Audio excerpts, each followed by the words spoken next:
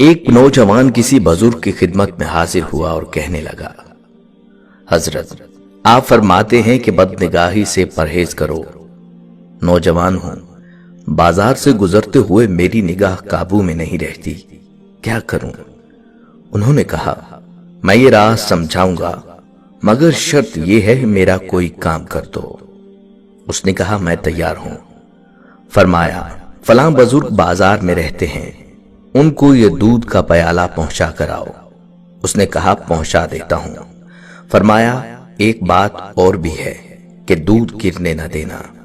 اس نے کہا، اس کی فکر نہ کریں، ایک قطرہ بھی گرنے نہیں دوں گا۔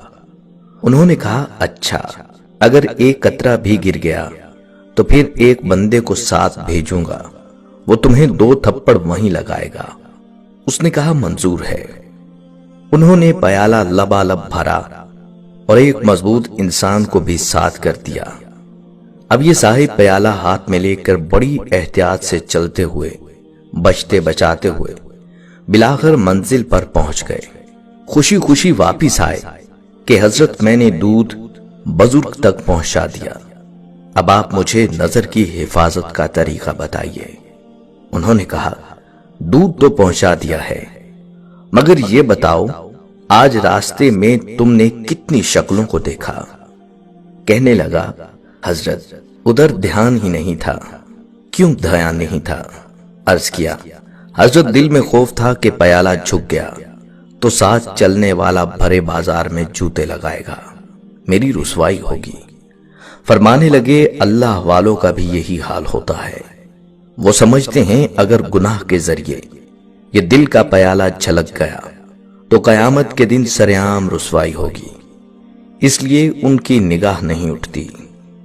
ایک قافلہ سفر کے دوران ایک اندھیری سرنگ سے گزر رہا تھا کہ ان کے پیروں میں کنکریاں چبھیں۔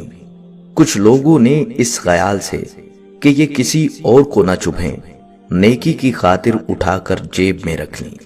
کچھ نے زیادہ اٹھائیں اور کچھ نے کم۔ جب اندھیری سرنگ سے باہر آئے تو دیکھا وہ ہیرے تھے۔ جنہوں نے کم اٹھائیں وہ پچھتائے کہ زیادہ کیوں نہ اٹھائیں، جنہوں نے نہیں اٹھائیں وہ اور بھی پچھتائے۔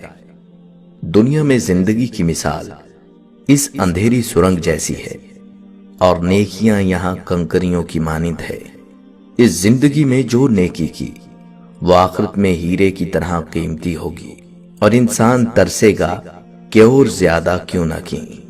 دنیا اگر ہاتھ سے نکل جائے تو بندہ غریب ہو جاتا ہے، اور اگر یہ دنیا ہی دل سے نکل جائے تو بندہ ولی ہو جاتا ہے۔